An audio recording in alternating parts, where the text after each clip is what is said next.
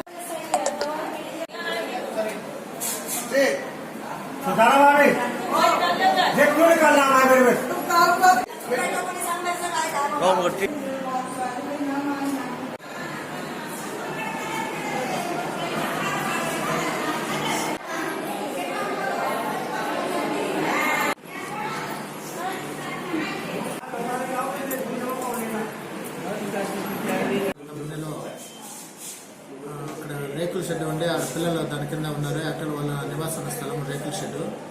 బలమైన ఈదురుగాల వల్ల ఆ రేకుల షెడ్ పైకప్పు కింద పడడం వల్ల అక్కడున్న పిల్లలు కొందరు చిన్న చిన్న గాయాలని సుమారు హాస్పిటల్కి 10 మంది వచ్చారు. వాళ్ళు నిషా అనే పాప 7 years ఆ పాప అప్పటికే చనిపోయినట్టు నిర్ధారించడం జరిగింది. మేము మిగతా వాళ్ళు ఒక ఇద్దరికి మాత్రం చిన్న తలకి కొంచెం బలమైన గాయం ఉండడం వల్ల తిరుపతి హాస్పిటల్కి రెఫర్ రాశాము. ఆ పాప మీద రెఫర్ రాసిన ముగ్గురులో కూడా వాళ్ళకైతే కండిషన్ సీరియస్ అయితే ఏం లేదు, 100% రికవర్ అయ్యి వస్తారు. మిగతా వాళ్ళకి అందరికి ఇక్కడే ట్రీట్మెంట్ ఇవ్వి ఇంటికి పంపించడం జరిగింది. మిగతా వాళ్ళకి ఎవరికి సీరియస్నెస్ లేదు.